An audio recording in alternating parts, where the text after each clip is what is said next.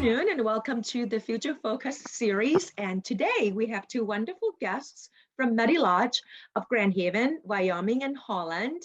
Both are on my left actually. Miss Amy will help me here. Amy is the Regional Director of Admission for Medilodge.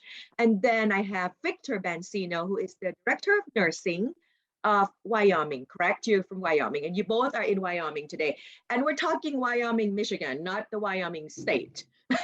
So you're not very far from us here. All right, and today's career, we're featuring careers in healthcare. That's why we have you both here with us. And again, thank you so much for your time. All right, let's just keep going because we only have half an hour with you so that we can learn, a lot more about both of you and about Medilodge. All right. So if both of you can just tell us a little bit about Medilodge and what you do there, please. Amy, if you would like to start, go ahead.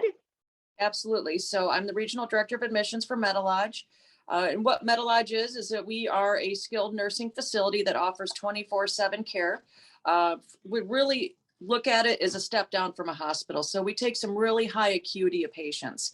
So that is what Medilodge really does at its core. And so with my position, what I do and what I'm responsible for is that I partner with our central admissions team that handles all the hospital referrals. I work only the community referrals. So that means patients who are at home or, following with home health care, but they're in the community is really the biggest takeaway. And I assist on getting them admitted into my 3 facilities and to provide them the care and the support that they need to hopefully, ideally, the real goal is to get them back home and get them back to their prior level of function or as close as possible so they can resume their lives. Thanks, Amy. Now, Victor, just take it away, please. I'm Victor. I'm a Director of Nursing of Medilodge of Wyoming, and I work directly with Amy, and I oversee the nursing department and all the nurses in CNAS and myself. We work together with all the different departments, including therapy and dietary, and we take care of directly with our residents, and we work all together to make sure that the residents reach their goals so they can go out to the community, back to their community, to their families, and we work directly all with them to make sure that they're safe and they reach that goal so they can go back to their families. Yeah. Thank you so much. Now, I have a bunch of questions that I would love to ask both of you today, and then we're going to go back since you were, little. All right. Yeah. So, Amy, tell us, and then I'm going to ask the same questions, to both of you, if you don't mind. All right. Yep.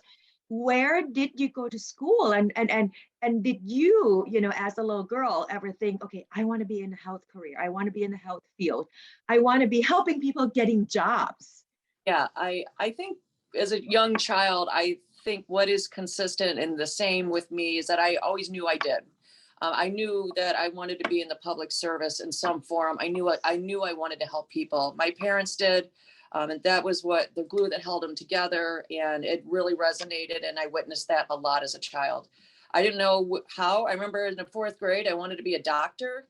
That really spoke out to me. But did I ever think I'd be a regional director of admissions in the skilled nursing? No. But, it's just not something that many people are aware of that even exist. But I fell into it. I'm originally from Chicago. And my dad was a broadcaster down in the city, and we moved to Michigan to escape a lot of the crime, and the area wasn't as good. And so we lived in a really small town in Bridgman, Michigan. That's where I graduated high school. And long story short, I went to Grand Valley State University. I was playing some softball there, and then I went for academics as well. And so from there on, I really wanted to be a journalist. That was really what my goal was to be. I love writing. I just chose that major, and like if any college student, you change it a few times. And so, but after that, I just went into communications as a major, and then really just jumped into sales. And then the recession hit. And I guess why that's important, because that's what brought healthcare to me. I could not find a job in 2000, early 2000s. I sold playground equipment in skate parks and loved it. It was fun, but it went away when the recession hit, because all those dollars were put back into the general fund for, the park and rec departments for the cities and, tax funds. So I found a job as a director of admissions with Laurel Healthcare, and they hired me, and I fell in love with it. It was not anything that I had ever thought existed or was available. But the learning curve, I remember being very tremendous. It took me a long time, a good 6 months, to really learn the intricacies of the insurance part of it, the clinical part of it, because a lot of what I do is assessing patients. So you really need to be keen on, I'm not a nurse, but I really have to be as close as I can and, work with my director of nursing to get that clinical base so that I can evaluate appropriately. So, but that's kind of the general reason how I came into this business, and did there for about 15 years. And then I left, and now I came back a year ago. So, and this, as I say, it's a cliche, I finally know what I want to do for a living. So here I am, and I'm not going anywhere. So Thanks, Amy. And quick question, did you study journalism at Grand Valley? Yep, I did. Do Okay. that. I had a wonderful, Lawrence Beery was my professor, and he was also helping me with my career path. So I did, and then I took a nonverbal course, and then that's where, I'll just be honest with you, he knew I was very money driven. I'm very ambitious with money. I wanted to make the almighty dollar, and a list of, because he knew that, he's like, look at this list, top to bottom, and number 50 with the salary and wages was journalism. I left that major then and there. I thought, I can write on the side. I don't need to do it for a living. I don't want to be poor. This is a 19-year-old girl thinking this. So, but that's really what segued me into, he's like, well, you can do sales. You can make blah, blah, blah. I'm like, sounds good to me. So here we go. Very well, thank you. And this is such a great example, because when we're thinking healthcare, especially, students, high school students, or, young people, when they think of healthcare, a lot of times they think only doctors and nurses, but there are so many different careers that are within the field. So you're a very good example for that. So now, Victor, tell us, how did you come about, becoming a nurse, and where did you go to school? So I went to a school, originally from Puerto Rico. I went to a school named National University. And just like Amy, I never thought I was going to become a nurse. I wanted to be a weatherman.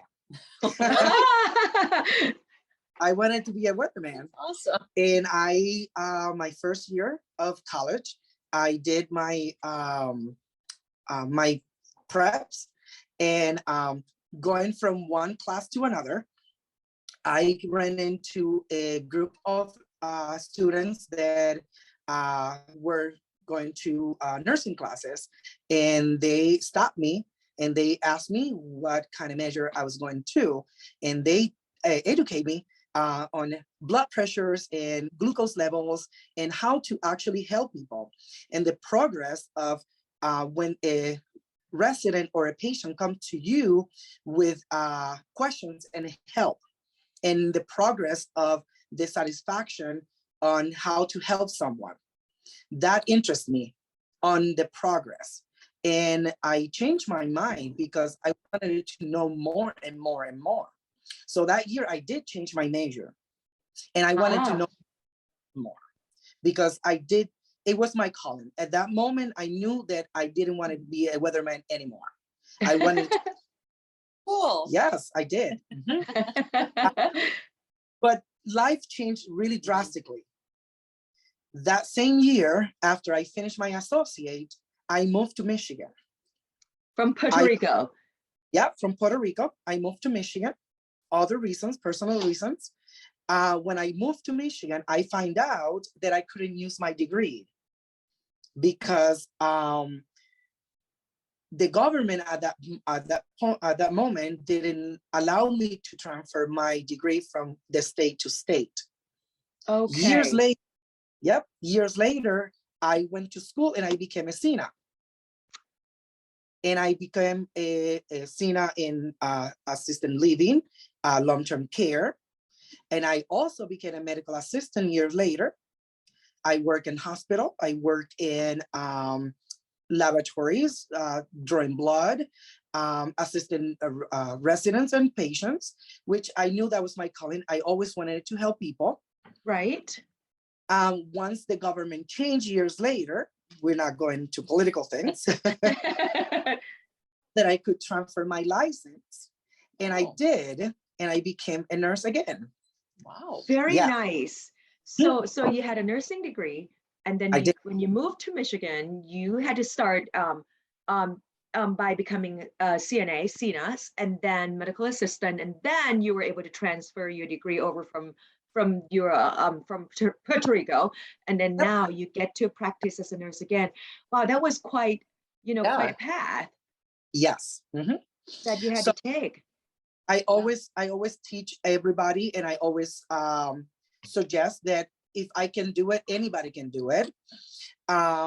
So once I became a nurse, I practiced in a major hospital here in downtown Grand Rapids.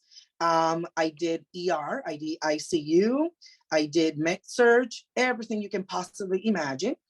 I always knew that long-term care was my calling, and I became a unit manager. I also became an assistant director, and here I am as a director of nursing, helping Medilodge moving forward with everything they need.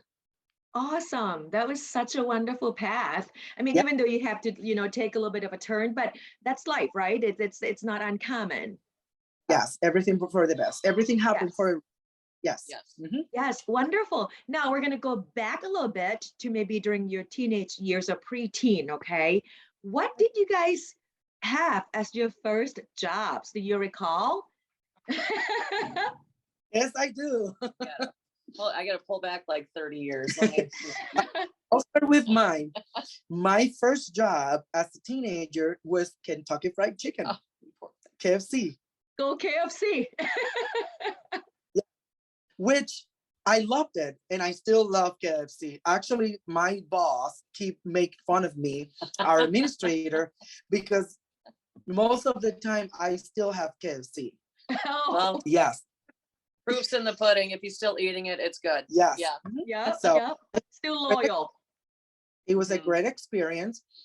They taught me about customer service and how to treat people. Yes, absolutely. So it was a great. You learned something there, because what you do now and what you did then, there's something in common. It's the customer service.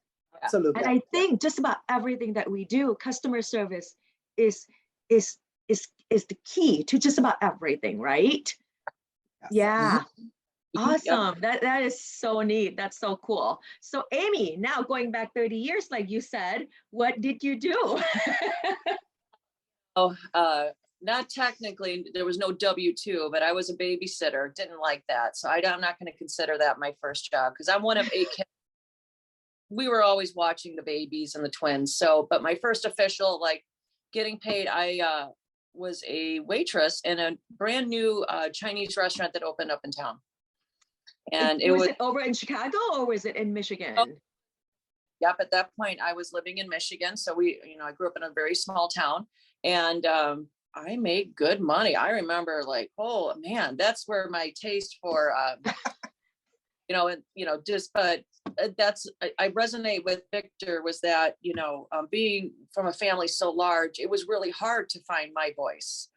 Because we always took care of a lot of community children. That was really what my parents did, is they rescued children who were in need of help and guidance. And so we fostered about 70 kids over the course of 10 years. And so, but for me to find my voice, I did that in that job. I had to learn customer service. I had to deal with, with such a big family, you don't really ever get out of the big family. And so it was to meet new people, how to interact from because we would get a lot of people from Chicago. I waited on very famous people. So learning the communication, finding my voice, making the money, which was a lot for me back then. I think it really shaped where I was going to go in the future. Didn't last long, because I was a triathlete. So I did it in the summer to make some money, but it really paved the way and helped me gain some confidence. Sure. Yeah, certainly. Definitely. So what do you guys think? What careers did you develop early on? We're going to come back to the health field now. Okay. What careers, what skills did you think that you need to develop early on?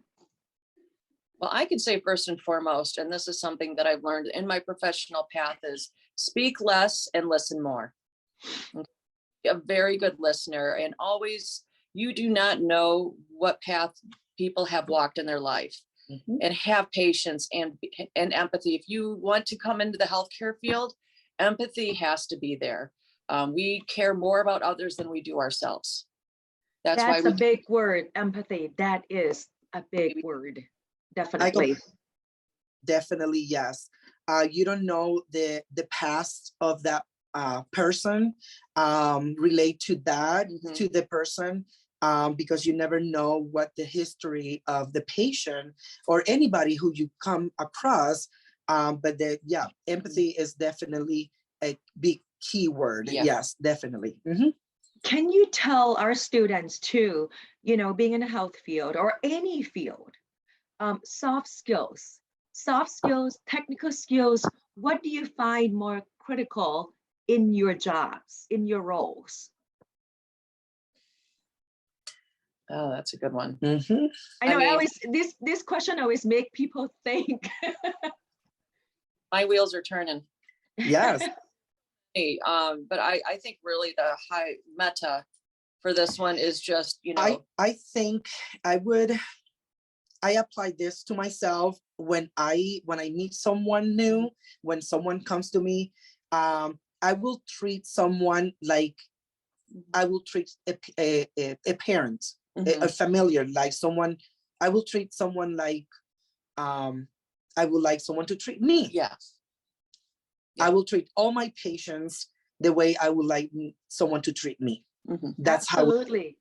Yes, I and agree. you know what? And I can second that, and that shows, because when I met with all of you that day over at your facility, everybody was so kind to me, and I could feel that, and I mean that.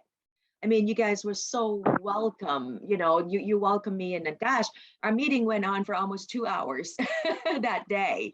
So yeah. Those are when you don't know time has elapsed, and we felt the same with you. Absolutely. Yes. The students that you work with, I know, are just blessed to have you in their life to give them any direction. So ditto, absolutely.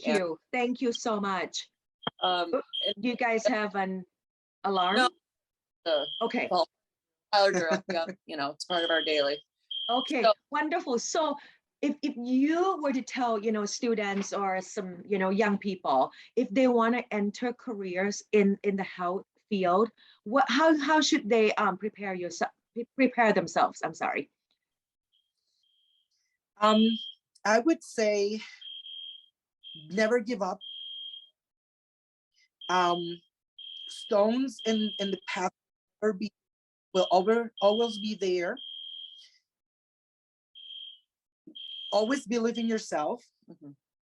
There will always be someone be there for you. Always believe in yourself.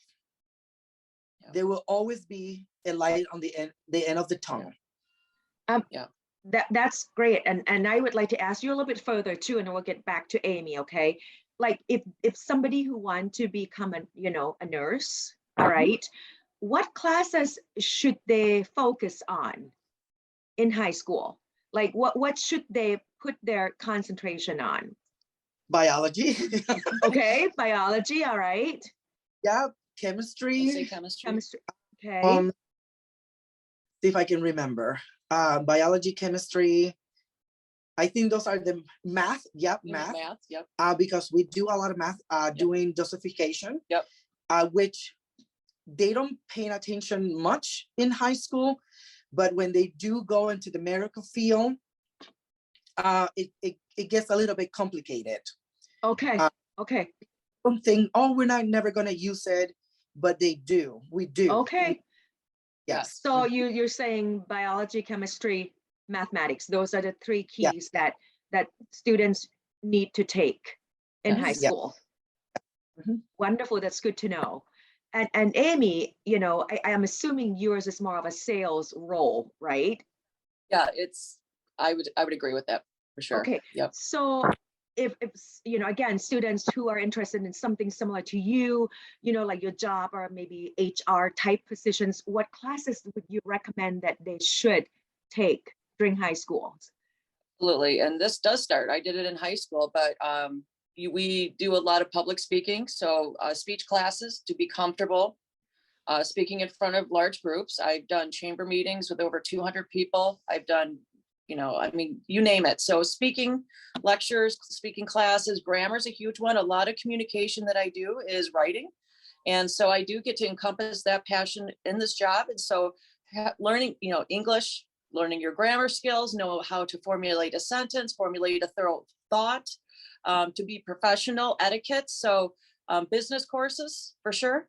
Also, really, other than that, once you get into college, you really want to hone in on those things. So you can get into some economics. If you understand the climate and the pulse of, your area, just read the newspaper, just be educated and worldly, I suppose, in the sense that do your own, get to know your community, because that's what really takes a person who's in sales to a next level, is just understanding what's going on around them. And don't look just at yourself, but your community is where it happens. And so, in networking classes as well. Oh, very good. Thank you so much. And also now we're going to talk a little bit more about Medilodge.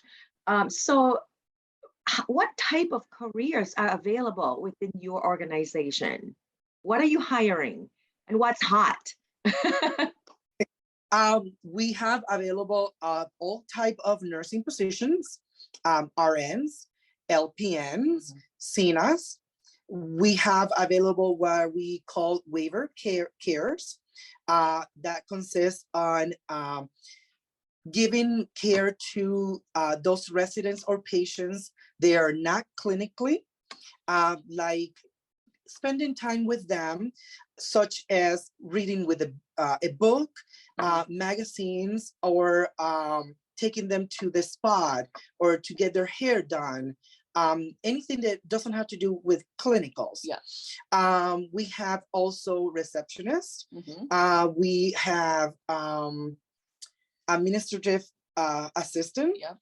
I have what else? We have resident advocate roles, which is who supports me. Those are like my assistants in each of my buildings, because there's only one of me, so I can't be in each building. So resident advocate is another non-licensed role where you are really what it is. You're the advocate for all of our residents. So you are really the first point of contact for all of our residents. You address questions, concerns.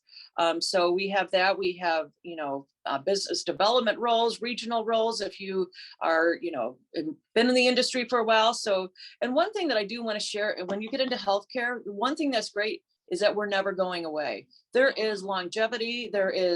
You can stay and move up in this industry, and there's just some security in that. So it's not a position or a job or, Medilodge is an amazing company. I think we chose the best. I feel that way. Absolutely. It's a great company, but there's security in that. And there's opportunities also. Always. I forgot to mention we have phlebotomy. Yep.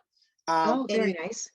Sure. Yep. And if it doesn't work for that opportunity at the moment, we do have development programs for those candidates that would wish to become a CNA. Yeah. We have programs that you can participate to become a CNA, to become a nurse, to become a assistant director, unit manager, assistant director, or a director of nursing. There's so many. Yeah, there are opportunities that you can develop. So there's so many opportunities available within the organization.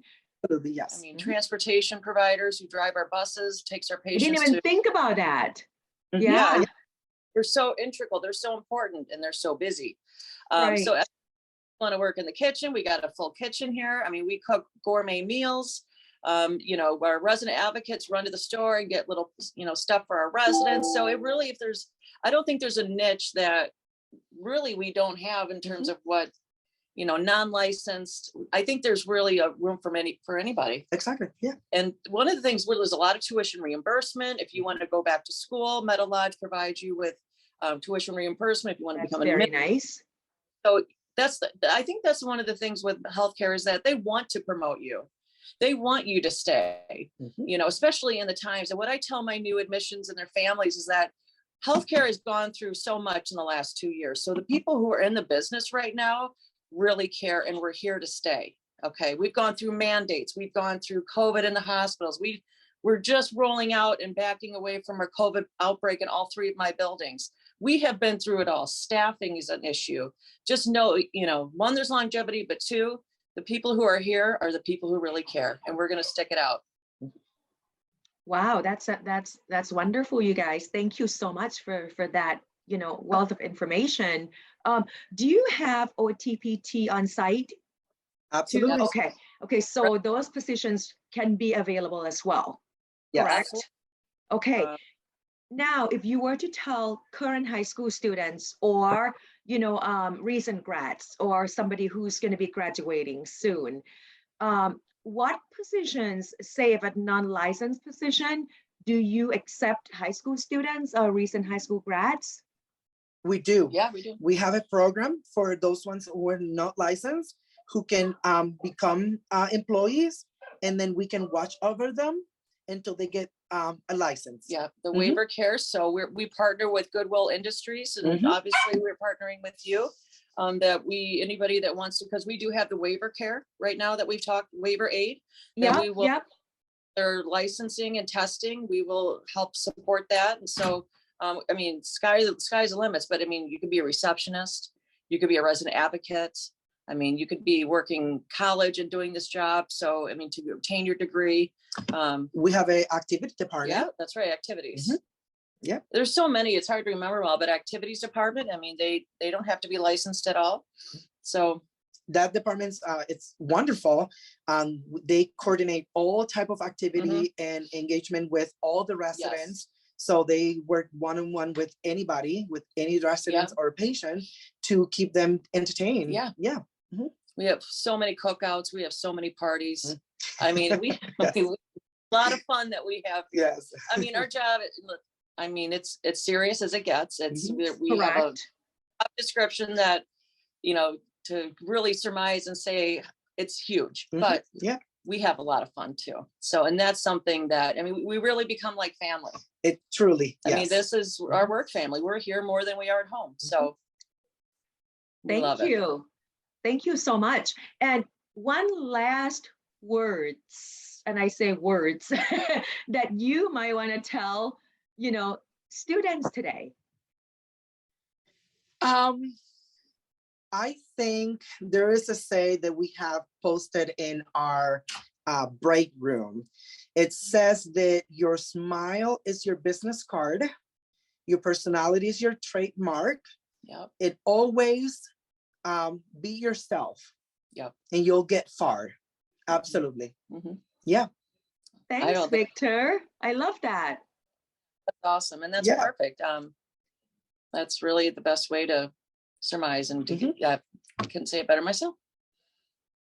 Thank you so much. Anything else that you would like to, you know, to tell the students before we wrap up our series today? Well, comply. So if they are interested in applying, do they just go to your website then? Great question. So most of our traffic because I am also in charge of helping staffing and recruiting in my role. So that is a part of my responsibility, Indeed. So most of what I hear for feedback where they're finding positions, we have them all over Indeed for all locations.